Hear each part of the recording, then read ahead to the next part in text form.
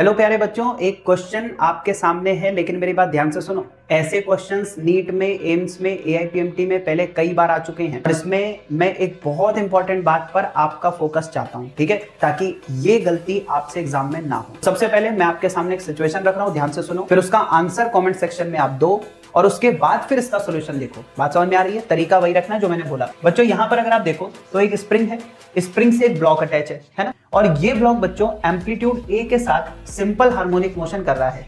हमसे यहाँ पर ये बोला गया है कि जब ये ब्लॉक अपनी मीन पोजीशन से पास होता है तब इसके ऊपर हम इतने ही मास का एक आइडेंटिकल ब्लॉक धीरे से रख देते हैं। तो पूछा गया है न्यू एम्पलीट्यूड क्या होगा। बहुत ही प्यारा क्वेश्चन है, ध्यान से सुनना। तो सबसे पहले इसका आंसर कमेंट सेक्शन में दो, आपके हिसाब से क्या होना चाहिए, ठीक है। अब चलिए, अब मैं इसको सॉल्व कर रहा हूं, अब आप देख सकते हो।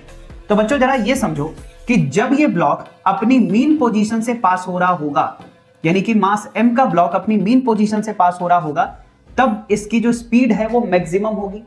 और कितनी स्पीड होगी बच्चों? a इंटू ओमेगा, ठीक है। सर जैसे ही हम इस ब्लॉक के ऊपर इतने ही मास का एक और ब्लॉक रखेंगे, यानी m तो ये है ही, एक m और रख दिया, टोटल मास हो गया 2m। अब मान लो बच्चों इस मास को रखने के बाद इसकी जो नई स्पीड हो गई वो यहां पर हो गई। नई स्पीड क्या होगी? अब देखो मीन पोजीशन तो अभी भी यही है। अगर मीन पोजीशन अभी भी यही है तो बच्चों मीन पोजीशन पर स्पीड मैक्सिमम होती है, और मैक्सिमम स्पीड क्या होती है? एम्पलीट्यूड इंटू ओमेगा, यानी कि new amplitude into new omega. बात समझ में आ रही है? यानी कि ब्लॉक रखने से पहले और ब्लॉक रखने के बाद है तो ये मीन पोजीशन ही, तो स्पीड तो वही होगी ए ओमेगा, लेकिन एम्पलीट्यूड बदल जाएगा, ओमेगा बदल जाएगा। अब सर क्या करना है? करना बच्चों ये है कि ब्लॉक रखने से पहले का मोमेंटम और ब्लॉक रखने के बाद का जो मोमेंटम है वो सेम रहेगा, कंजर्वेशन ऑफ मोमेंटम।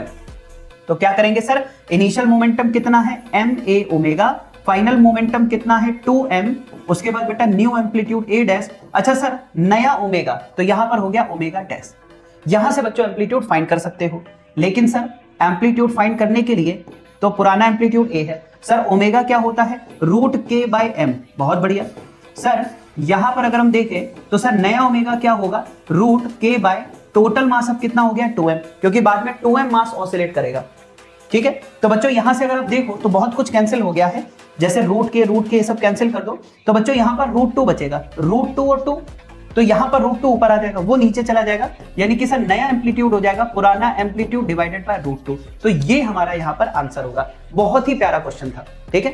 तो अब अपना आंसर चेक करो कि आपका आंसर सही था कि नहीं था।